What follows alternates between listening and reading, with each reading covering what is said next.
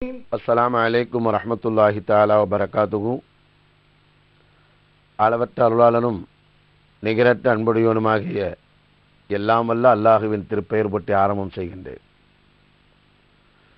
கண்ணியத்திற்குரிய பெரியோர்களே, சகோதரர்களே, தாய்மார்களே, சகோதரிகளே,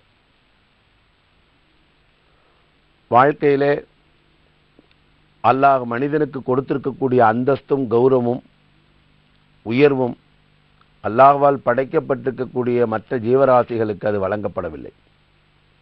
நம்மை விட எத்தனையோ திறமைகள் கூடியிருக்கலாம். வலுவாள், எடையால், அறிவால், எத்தனையோ மனிதனை விட தரத்தில் கூடுதல் அந்தஸ்து பெற்றவர்கள் இருப்பார்கள். ஆனால் அல்லாஹ்வால் படைக்கப்பட்ட இனங்களிலேயே, அல்லாஹ்வால் படைக்கப்பட்ட ஜீவராசிகளிலேயே மனிதனுக்கு அல்லாஹ்விடத்தில் கிடைக்கப்பட்டிருக்கக்கூடிய சிறப்பை தவிர வேறொரு ஜீவராசிகள் முந்தவில்லை. அல்லாஹ் உயர்ந்த ஸ்தானத்தில் வைத்திருக்கிறான் மனிதனை. அஷ்ரஃபுல் மக்லூகாத், படைப்பினங்களிலே சிறப்பான படைப்பு என்ற சிறப்பு அம்சத்துக்கு சொந்தமான பெயரை தாங்கி பிறந்தவர்கள் யார் சொல்லுங்க? யாருங்க? நாம. நமக்கே வெக்கமா இருக்கு. எனக்கு இருக்கும் அந்தப்புறம் என்ன, நான் பேசாத பொய்யா, இதெல்லாம் நான் செய்யாத மோசடியா? ஆனால் இருந்தாலும் படைப்பினங்களிலே உயர்வான படைப்பு என்ற பேருக்கு சொந்தக்காரர் யாருங்க? யாரு? நாம் தான். எனவே அப்படிப்பட்ட ஒரு சிறப்பு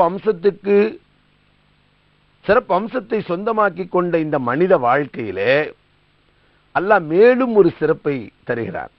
பார்க்கலாங்களா? அந்த சிறப்பை சொந்தமாக்குமா? பாருங்க, நபி ஸல்லல்லாஹு அலைஹி வஸல்லம் அவர்கள் ஒரு நாள் இப்படி சொல்லிக் கொடுத்தார்கள். இதா ரஅய்துமுர் ரஜுலல் மசாஜித, நீங்கள் உங்களிலே ஒரு மனிதரை நீங்கள் எப்படி காணுகிறீர்கள்? மஸ்ஜிதுக்கு சென்று வரக்கூடியவராக நீங்கள் அவரை பார்த்தால். மஸ்ஜிதுங்க,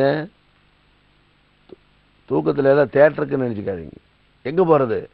எங்க அல்லாஹ்வுடைய பள்ளிக்கு தினமும் போயிட்டு வரக்கூடியவரை நீங்கள் பார்த்தால் இருக்கா அந்த நிலைமை? இல்லை, இது வாரத்தில் ஒரு நாள், இது ஈதுக்கு நாங்க போயிடுவோம். ஈதுக்கு நாங்க, யாருடைய வார்த்தையிலிருந்து வருது? ஈதுக்கு அல்லாஹ் என்ன செய்யறான்? ஈதுக்கு ஜும்மாவுக்கு தான் உனக்கு உணவு போடுறானா? ரிஸ்கை கொடுப்பவன் யார்? எங்க நாளைக்கு அடுத்த வக்து அல்லாஹ் நம்மள்கிட்ட கேட்கறது இல்லைங்க. இது லோகருடைய வக்துனா அசரை உனக்கு கட்டாயம் இல்லை. உனக்கு ஏன் அசர் தொழுகலைன்னு கேட்க மாட்டான். ஏன் வக்தே வரல? வக்து வந்தாதான் உனக்கு கடமையே. ஒரு ஆள் லொகர் தொழுகிட்டு இறந்து போயிட்டார்னா அவருமே அசரை பற்றி கேள்வியே இல்லை. ஆனால் அசருடைய வக்து வந்தும் கூட அவர் தொழாமல் இறந்து போனால் அசருடைய தொழுகை ஏன் தொழாமல் போனா என்ற கேள்வி உண்டு. ஆனால் அல்லாஹ் நம்மள்ட்ட என்ன செய்யறான்? அடுத்த நாள் தொழுகிறா இப்பயா கேட்கறான். நாம ஒரு மாசத்துக்கு வேண்டிய அரிசியை வாங்கி வச்சிருக்கோம் வீட்டில். ஒன்னும் சிலர் 7 தலைமுறை சாப்பிடு என்கிட்ட இருக்கக்கூடிய உணவு சொல்றோமா?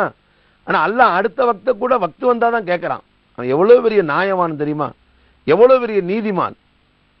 நாம அல்லாஹ்வை நம்பி இருக்கிறோம், ஆனா நம்பிக்கை இல்லாம எல்லாத்தையும் வாங்கி சேகரிச்சு வச்சிருக்கிறோம். இருக்கா இல்லையாங்க? சரி, சில பேர் சீசன்ல வாங்கி போட்டுருவாங்க 10 மூட்டை அரிசியை. ஏன்னா விலை ஏறிடுமா. அல்லாஹ்வின் மீது நம்பிக்கை இல்லாத நிலைகள், அந்த நம்பிக்கை இல்லாத நிலைகள் போறதுனாலங்க இன்னைக்கு விளைச்சல்லாம் நம்மளுடைய கையை விட்டு போயிருச்சு. அல்லாஹ்வின் நம்பிக்கை இல்லாதனால ஒரு பறவை எப்படி பறந்து போகிறது? அல்லாஹ்வின் மீது நம்பிக்கை வைத்து மாலையிலே திரும்பி வருகிறது. அந்த பறவைக்கு யார் இருக்கிறார்கள்? மாமன் மச்சான் இருக்கிறானா? அண்ணன் தம்பி இருக்கிறார்களா? எந்த உள்ளத்திலே, எந்த தாகத்திலே, எந்த யக்கீனிலே கூண்டை விட்டு காலை அதிகாலை வேலை பறந்து சென்று மாலை வேளையிலே கூண்டுக்கு வரும் பொழுது தன் வயிறு புடைக்க தின்றது மட்டுமல்ல, அழகுகளிலே தன் குஞ்சுக்கும் எடுத்து வருகிறது. இவன் போய் சம்பாதிச்சுட்டு இவன் கொண்டு இவனுக்கே பத்தாதான்றது இருக்கா இல்லையா? ஏன்னா அந்த அளவுக்கு நம்பிக்கையின் மீது ஹஜ்ரத் நபி ஸல்லல்லாஹு அலைஹி வஸல்லம் சொல்றாங்க. பாருங்க, இதா ரஅய்துமுர் ரஜுலல் மசாஜித, யாராவது ஒருவரை பள்ளிவாசலுக்கு சென்று வரக்கூடிய நிலையிலே நீங்கள்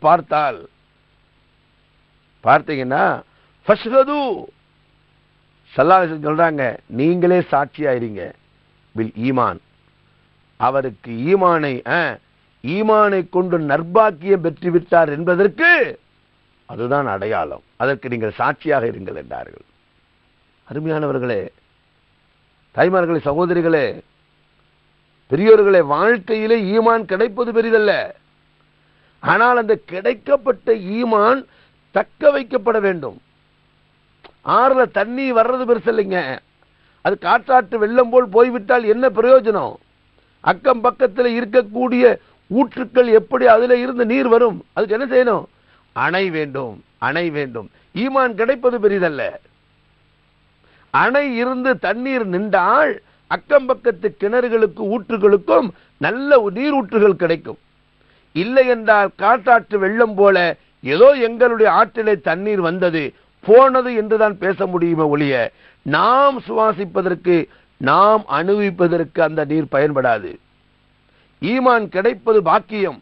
ஆனால் அந்த கிடைக்கப்பட்ட ஈமானை தக்க வைத்துக் கொள்ளுதல் என்பது நமது வாழ்க்கையிலே நடைமுறைப்படுத்தக்கூடிய அமல்களை கொண்டுதான் அந்த ஈமான் நம் வாழ்க்கையிலே தரிபடும். அதனாலதான் நபி ஸல்லல்லாஹு அலைஹி வஸல்லம் சொல்றாங்க, ஃபஷ்ஹது, நீங்களே சாட்சியாக இருங்கள், பில் ஈமானி. அவர் அந்த ஈமானை பெற்றிருக்கிறார் என்பதற்கு, ஈமானோடு தன் வாழ்க்கையை நடத்துகிறார் என்பதற்கு, ஈமானுடைய வாழ்க்கை தான் வாழுகிறார் என்பதற்கு நீங்களே சாட்சியாக இருங்கள், நீங்களே சாட்சியாக இருங்கள். ஒரு பொருளை கடையில் வச்சிருக்கிறது பெருசு இல்லைங்க, வியாபாரம் பார்க்கணும். நானும் தான் பொருள் வச்சிருக்கேங்கிறது பெருசு இல்லை, அதுல இருந்து நல்ல மகசூல் உண்டாகணும். நானும் தான் என்னுடைய வயக்காட்டில் விதையை விதைச்சிருக்கேங்கிறது பெருசல்ல, அந்த விதையிலிருந்து பல லட்சம் நெற்மணி கதிர்கள் உருவாக வேண்டும்.